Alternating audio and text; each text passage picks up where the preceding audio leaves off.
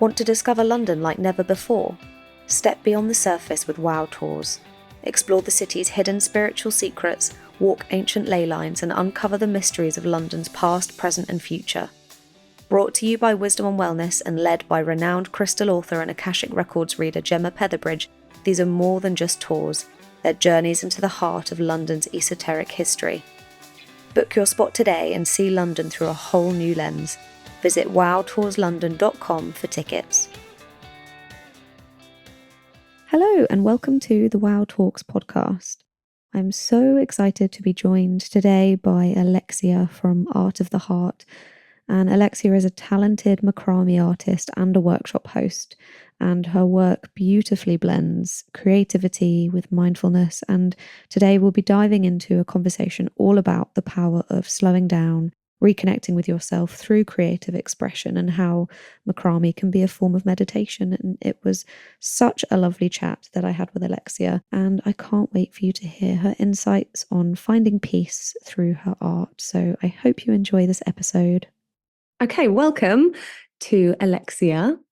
Alexia is from Art of the Heart, and we're going to be having a little chat today about small business, about mindfulness and creativity, and all the work that Alexia does to help people bring out their inner artists, as you say yourself. Yeah. So welcome, Alexia. Hello. Thank you so much for having me. No, thank you. So shall we start? Would you like to kind of give a little bit of an introduction about yourself and your business, kind of what it is that you do? Sure. So I'm a macramé artist, and I think my biggest passion around my business is teaching and doing workshops, running workshops at festivals or events. I do corporate workshops as well, corporate events, or it could be just like a private lesson, one-to-one, either online or in person. So yeah, and then there's the artist side of me where I create pieces of art, either for the home, so wall hangings or fashion accessories. I love creating like jewelry and bags, and you've seen, and you have bags. I love, yeah, and clothing. So there's two sides to the business. One is making my artwork, and then the other one is sharing my skill and teaching people. I think what I love about macramé is that you can freestyle it quite a bit. And I think once it looks daunting, but I think once people get into it, they can really like be mindful and be present in the moment. So I think that's what I love the most. Yeah, I think that's quite an important like aspect of crafting as well, isn't it? The kind of mindfulness aspect. Is there anything that kind of led you particularly to macramé in particular, or was it just generally you quite a creative person as it is? I always was. From a young age, I drew. I loved to draw and I loved to paint, and I wanted to take art at school, but they wouldn't let me because I was good at science. So it was, and back then it was either or. So you either did arts or you either did science, and they were like, you can't do all the sciences and have art. So I think for a long time, I really, really craved to just express myself with art, and so I did do oil painting and just again self-taught always, and then with macramé, I became an interior designer as well. So one of my colleagues, she was doing a craft a month, so she was learning and she was blogging. It was when blogging was trending. Yeah. So every month she would come into work and I'd be like, "What are you learning? What are you learning this month?" So one of the months was macramé, and so I said to her, I'd never heard about it, and I was like, what is it? Can you show me? And she did. She showed me, and I loved it, and I think I just loved. So it was combining. I love the idea of learning. I think even in my work, if I'm learning, I'm good. I think that's how I grow. That's how my brain keeps engaged. So I love the idea of learning something every month. I find when I learn, I'm very grounded and I'm very mindful because I can't think of anything else if I'm learning. So I found that was the best way for me to be present. And it was craft, so it was expressing my creativity, and there was nothing better for me again to do. So yeah. And then I think with learning, I think I learned 11. I don't think I completed the 12 months, but pretty good. Macramé was the one. Yeah, I think it was pretty impressive. I think macramé was the one that, again, I think because I was always like striving for perfection. Mm. With macrame, because you can freestyle it, it was kind of helping me embrace the moment and just maybe just go for it without a plan, without a pattern, without, knowing what the result's going to be. And sometimes when you make like big wall hangings, you can just completely free. I mean, you can plan it, but you can completely freestyle it and just let the moment take you. So yeah, Yeah. I think I learned to love that, and I think that's why I loved it even more. Yeah, I think there's So, definitely like magic, as you say, in kind of just being really present. Because I think in the world today, it's so everyone is chaotic. There's always so much going on. I think everyone's often very much in their minds. And so I think doing something physical like a craft, it can really help you like get back into, as you say, like a state of presence and like mindfulness and actually like an opportunity to slow down as well. yeah. So I think it's quite a nice outlet for that. Um, is there kind of like a in your workshops, is there a particular kind of focus on mindfulness that you bring into it as well? Like is it just kind of, I mean, I know you mentioned about building confidence as well. Uh, Yeah. how do you I think incorporate it that into your workshops? I think it's just me more talking people through, because there isn't a, people get very anxious. I think some people really enjoy being around other people. Some people get very anxious learning around other people. I Mm. often find people see it as a, oh, look how far she's gone, or look how fast she's learned it. Mm. So, and I will always at the beginning, I will always say, it's not a race, it's not a competition, and I'll show you, I'll demonstrate like the knot the first time round this way, but maybe your brain wants to see it this way, or maybe your brain wants to see it drawn, or maybe, So I always make a point to tell people that I will work with you and work out how you learn best, because we're very different. And I don't believe that even when I did my 12 crafts in 12 months, there were so many ways. So I sometimes for some crafts I used YouTube videos, for other ones I used books, for other ones I went to in-person workshops, because they're also, there's so many different ways of learning, and we're all, we don't all learn one way. So, Mm. I sometimes people do get frustrated, but again, I just say like the whole point of this is to just engage and be present in the moment, and I will always reassure them that it's a knot. We can all knot. You can do it. And I think that Yeah. possibly puts their mind at ease. Yeah. Yeah, definitely. But I mean, the work that you create, as you say, it's just a knot, but the things that you create end up being beautiful Yeah. and Not by not. practical as well. Yeah, not by not. It's kind of like a good little metaphor for life, isn't it? It's like the little things, the little Yeah. steps, they all contribute to this bigger picture, which is amazing. Um, But I think that's also what builds their confidence, because I think sometimes with anything, and actually with myself, it's hard to get started. So I think the mm, fact that you brought yourself to a workshop, the fact that I'm telling you it's a knot, and then the fact that you spent the 2 hours knot by knot, and you go away with a bag, a plant hanger, whatever it is that you've made, you can really and truly see people's like pride. And, yeah. like, I think it's in the beginning, I'm like, so does anyone mind if I take the picture? And they might hesitate. But at the end, when I say, oh, should I take a picture of you and your creations? Everyone's so proud, and they're all like holding up. Yeah. Because I think this one lady, when she came, she said, oh, I'm not crafty at all. I said, that's okay. You don't need to be, and then afterwards she was like, I can't, like, she was yelling. She was like, I cannot believe I made it. She made a water bottle Oh, holder. But I think that is the biggest yeah. satisfaction for me.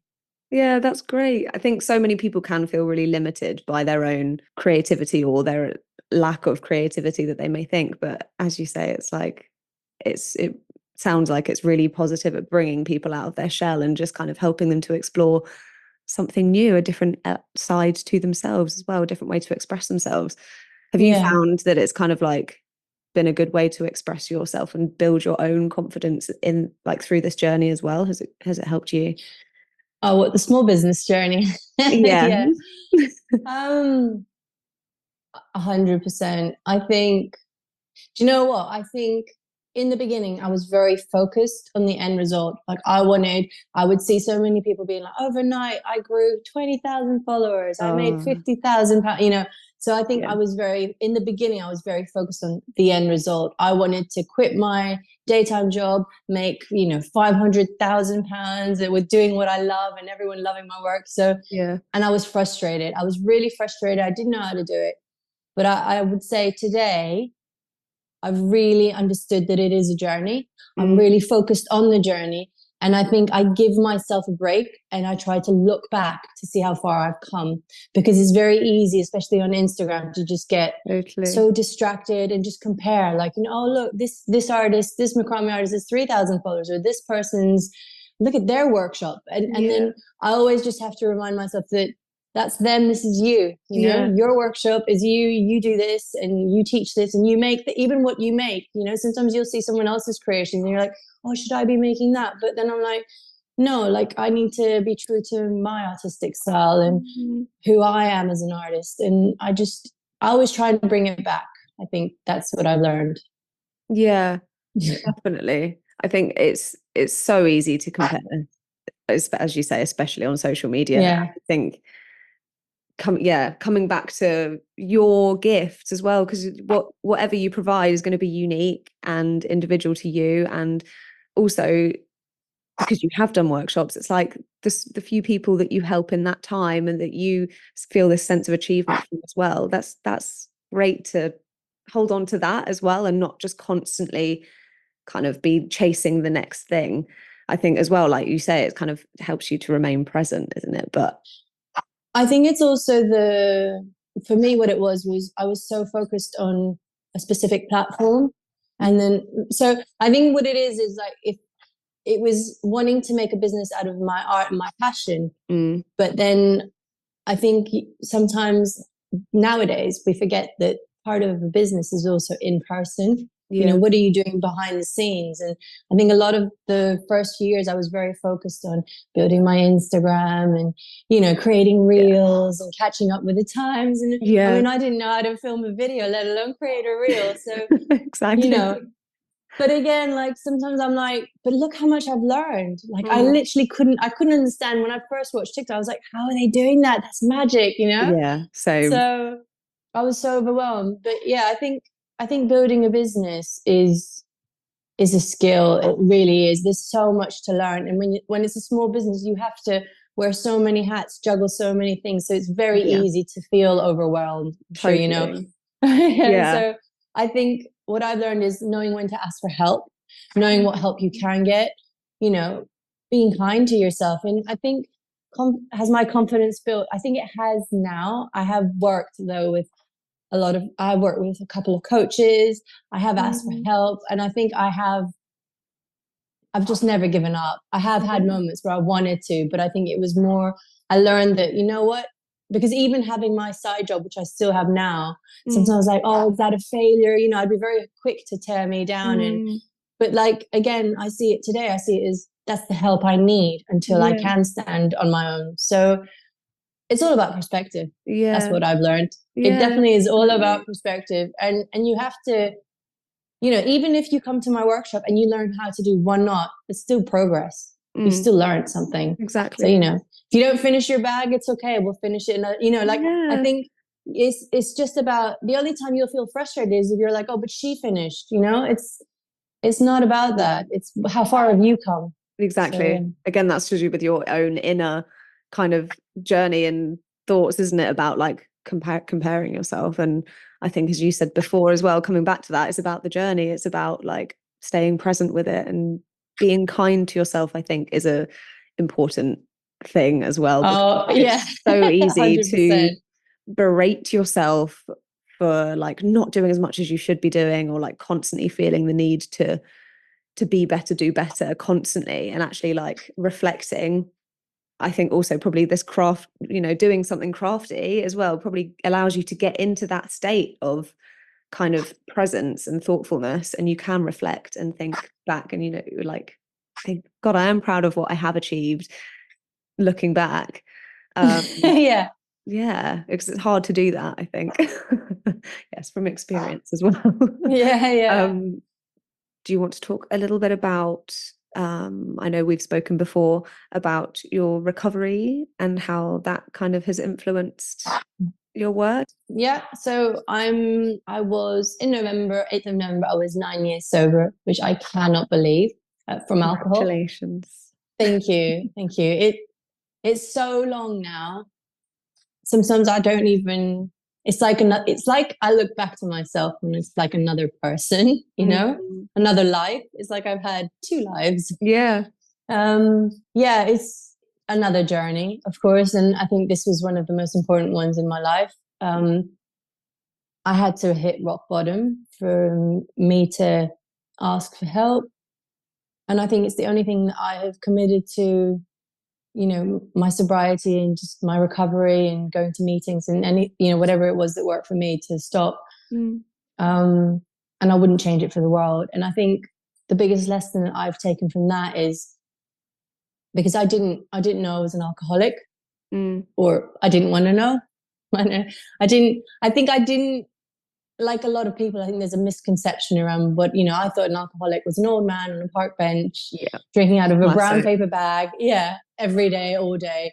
It wasn't until I actually went to meetings that I started understanding that. I think it was one young lady who was there and I kept going back. And the reason I went was because I wanted to be around alcoholics, because I had understood that my drinking was a bit of a problem, is how I processed it. But, I thought, if I'm around problem drinkers, then, I could see how bad it could become. Yeah. But being around them, I slowly started to identify, and I started realizing that, alcoholism isn't what I thought it was. You don't have to be drinking every single day. I was a binge drinker, and and it can still be a problem. Like it's all about it is a mental illness. That's how I understand it. And when the craving kicks in, like I could not drink every day, but I could be thinking from Monday about the drink I'm going to have on Friday. And it would control my life. So everything was planned around my next drink when I was going out. And again, I think there's so many ways that we tell ourselves that it's not a problem, like, oh, I only drink when I go out, or exactly, and it's ingrained in the culture as well. It's ingrained in British society as well, so it is just totally normalized. Yeah, I mean, I'm Greek, and I used to blame, it's London, everyone here drinks, but I drank just as much in Greece. I didn't play a part. Yeah, I think it's all about, for me, what it was once I started, I couldn't stop. I found it so hard to control. It was almost impossible. It was impossible. Like by the end of it, I knew. But again, because I would compare to people who didn't have a problem. Like my mom would be like, just have one drink and just stop, or just have two, Yeah. And I was like, I know what you're saying. Yeah.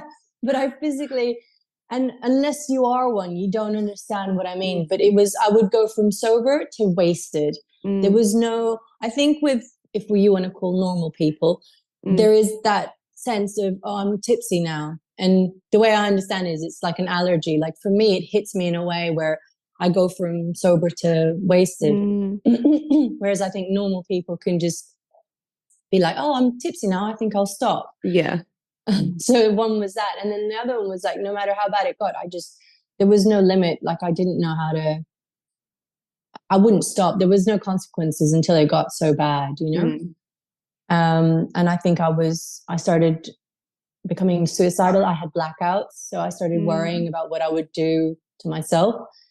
And that's when I got help. And and I think what I was saying was the biggest lesson was that when I did get help, when I did realize, I thought that was the worst thing that could happen to me. I could have never imagined life without drinking. I thought people who didn't drink were boring. I was like, what do you do for fun? Yeah. I mean, it was I just could not fathom a life without alcohol. And like to end up in these church halls and these meetings with these people, I was like, oh my God, this is the end of my life. I was 33. And, with time again, I think this is the lesson that what I considered then the worst thing that could happen to me is the best gift I've ever given to myself, and I get goosebumps, but it's true. Like it might sound corny as well, but it is so true. It's like the only I could help me. There was no one else could do it for me. And and no one else can still it's a daily, thing that I just have to always be conscious of, even 9 years later. And it's a whole different life. Like I wouldn't change it for the world. I don't know if words can even describe it, but I learned, and I think with sobriety, you put down the drink, but obviously there's a reason why you drink.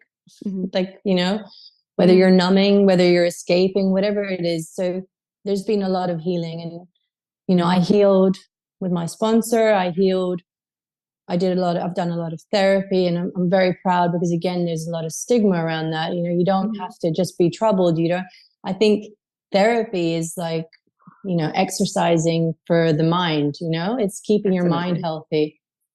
So yeah, I feel like I've come a long way. And Yeah. art was part of, I think when I was sober, about a year after, obviously, like without hangovers and without getting wasted, I had so much time. Mm. So I think naturally that's where my crafts and my arts came in. You know, Mm. I had the time. Like Saturdays now, I wake up at 6, at 7. You know, it's the best for me. It's the best. Some people think it's like hell, but for me, it's the best thing in the world. Yeah. And I wake up and I create, and you know, I do what I love, and yeah, no headaches. Exactly. So It's yeah. like a new sense of freedom, I think, from the Oh kind of my God, shackles yeah, that you put yourself in a at that hundred time. percent. Freedom Um, is, yeah, exactly the word. Yeah. yeah, that's amazing. Well done. I know Thank it's you. such a hard thing to grapple with, but as you say, I think it's amazing that your art and your creativity has kind of stemmed and come and bloomed from that as well. Because I think when you, as you said, it's kind of like another life. Like when you do give up drinking, like it forces you to, as you say, like reflect and to look at your life and to, because you have this time, like, yeah, Fridays and Saturday nights aren't going out and getting wasted. What am I going to do? But it allows you, it kind of forces you to grow, because you're or to learn more as well, like learn a new skill, learn something different. And I think it's great that you've found that in your art and in macrame and in the work that you do. And now has that kind of, so from the like learning the macrame workshop thing that you did, and then that grew into the business that you've got today. I think it's amazing that that's like come from that. Would you say that that was a big, your recovery was kind of a big Oh, yeah, because I influence for think that? part of my recovery is because you put down the drink again, you don't know who you are anymore. You Mm. know, you've been wearing a mask for so long. So I think part of putting down the drink was the beginning of the journey of self discovery. What do I Mm. like? What do I not like? So like I think even the exploring 12 crafts for 12 months, I think I was doing like, do I like this craft? Do I like Mm. learning this way? Do I like learning this way? Do I like learning with people? You know, and it was just part of, and also it was that little I think I was feeding my creativity, you know, because when you do learn a new skill, you would be amazed. And I think one of my other favorite things is when I teach, because you could teach people wall hanging, how to make a wall hanging. They will all make it very differently, yet they're all learning the exact same knot. Yeah. So, you know, I think when you learn something new and you add that to your already skill set, you'd be amazed how you like everything grows and you can combine and you learn, and you just have to be really open to explore. And I think if I wasn't sober, I wouldn't have that capacity at all. And yeah, no, definitely like exploring who I am and what I want to do, like wanting to pursue my small business, you know, even that, and the courage, because again, being sober, um, yeah, you have to face a lot of things that you were avoiding. You know, you Mm. have to sit in a lot of discomfort, and Yeah. and I don't think my journey with my small business would have been the same if I wasn't sober. You know, I have sat through discomfort, I have pushed through fear, you know, and Mm. again, that was all lessons taken from starting small, starting just in the recovery rooms, and then slowly going out into the world, and then going out Yeah. further and going out further. And yeah, it's taken time. Like I didn't just wake up one morning and build my confidence. It's No, taken time. Yeah. of course. But you also get that kind of that sense of clarity with not drinking as well, that allows you to then to do all this other stuff. Um, Yeah. And I think with recovery, at least the program I did, we were taught meditation. And I mm. remember like the first few times, like just sitting still. Oh, that was hell. I could not sit. Like I think it was literally 2 minutes before the meeting, or maybe five, but it was impossible. Like, I found it so difficult to just sit Mm. still with my thoughts. And Mm. again, with daily practice and with just like consistently going back and repeating and just sitting with myself, it was that again, it was just sitting with the discomfort, sitting with the Mm. uncomfortable thoughts, just sitting with me, learning Mm. to love me. Because yeah, addiction is loneliness, but it's not loneliness because necessarily you are alone. It's loneliness because you're isolating, and most of all because you hate yourself so deeply. Mm. It's just, again, learning to love myself and just learning what I like, and like, just standing in who you are, Mm. owning it, and owning your artwork as well. Yeah. Because there's a lot of, I don't know, like, you're an artist as well. There's a lot of fear sometimes. You create something and you fear the rejection of someone going, "Oh my God, what is that? That looks terrible," you know? Yeah. Yeah. And, It's just so that it's just I've got to the point, because I make jewelry sometimes, that it's like I make it for me mostly. And I think I've kind of just done this, like, even though I have a small business as well and try and sell it, I feel like I mostly make it for me. And so then if other people like it, then it's a bonus as well, kind of thing as well. But yeah, also yeah, it's not about seeking that external validation from it. It is like the joy that it brings you to create and to make something that you're proud yeah. of. And I think that's the important thing. And then And it's again, that is another thing that gets lost if you are on Instagram, if you are posting, yeah. you create to post, and then you're like, oh, but why is it not getting the likes? So Yes. again, I had to even Yeah. go through that journey where I'm like, no, it's okay. It doesn't, like, Doesn't you're creating because matter. you want to create. Yeah, you are creating. It's your art. But yeah, If when but people get wrapped. again, if you're running a business and you want it to be a successful business, then you do have to think of what your clientele wants. Yes, So of course. Yeah. again, even that is the journey of, Yeah. where do I draw the line? Where do I make Mm. what I want? Where do I make what people want? Mm. And Yes, that's true. where, yeah. So I That think I balance think I've between it. learned it is a balance, and I think you have to, like, if you want to create some art for yourself, but you want to run a business, it depends. But I'm learning Yeah. that you have to separate, and there Mm. has to be a balance even there. Yeah, it's true. So, do you have any aspirations for where you want to take Art of the Heart, Oh my like God, with do your I? When do I never? Or yeah, yeah. I have like, yeah. I think that's a good thing. I guess I forever. I want to grow. I do, definitely. I think this year as well, like, one of my goals, and I hope I will, is to do a retreat with in Greece, hopefully. I Amazing. know, I'm so yeah, I think there's so many directions I could take my business, and not, and just to grow. So Mm. yeah, I think the biggest aspiration of all is to just work on my business, just have my Yeah. businesses work. Yeah. What is it that what is your kind of your main drive then for the growth of your business? Like, is it the workshops? Is it the connecting with people? Is it helping people to build their confidence? Like, what would you say as a kind of a drive for you moving forward? Or is it just that mindfulness, that creating? I think it's um I think it's a bit of both. Um, I've always loved teaching. Even from when I was a little girl, I remember I used to create pretend classrooms and, like, force my sister, and because no one wants to go to pretend school. I mean, no one wants to go to school full stop, let alone pretend school. Yes. So yeah, so I think I've always loved to teach. I think I'm quite patient, and I think I get a lot of satisfaction, especially if someone is struggling. Like, I don't know, just helping Mm. them, just helping Mm. them get it, watching people grow. I love the feeling of helping people build their confidence.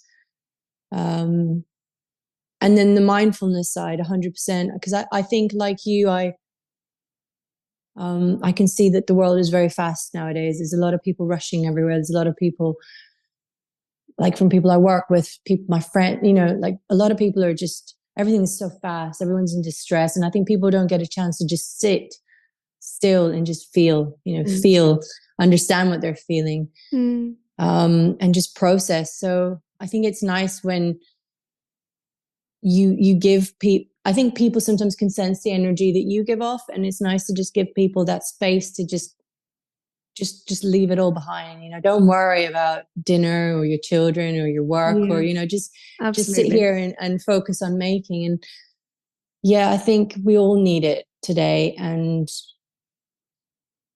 because I think we all need a little bit of healing. Everything is way too fast. So 100%. Yeah, so important. And you're going to be leading some workshops as well for us at the festival at WowFest this year, as you have done for the past 2 years. With us since day one. I absolutely love your festival. I love you guys, and I love the location always. It's just, and you know what? It's just always a really nice rounded group of stalls, people. Like every time I meet the nicest people, everyone's so happy. And I know the weather wasn't the best last year, but at least I still had the nice time though. Yes. I loved it. So classic British fashion, everyone brings their brollies, make the most of it. But you know what? When I don't remember who was doing the dancing on stage, but when everyone was underneath with their brollies just dancing, I thought this is amazing, because that was this is moment. It was, because you know what? That's life. You can either dance in the rain or you can sit there moaning about it. And what's better? Absolutely. And if that's not a motivational quote to end it on, I don't know what is. Let's all dance in the rain. Oh, well, thank you for joining me on the Wow Talks podcast, Alexia. And if anyone wants to find you, do you want to share your handles? Sure. Well, first of all, thank you for asking me. I had a lot of fun on this podcast. And you can find me on my website, which is www.artoftheheart. So it's ARTOFTHEH-ART.co.uk. And then my Instagram is Art of the Heart. Again, it's ARTOFTHEHART and then _. So that's amazing. My Instagram handle. Go follow Alexia for some wonderful creations you will see. Thank you, Alexia. So much, Mary. Thank you for listening to our Wow Talks podcast. If you enjoyed today's episode, please be sure to subscribe and leave us a review.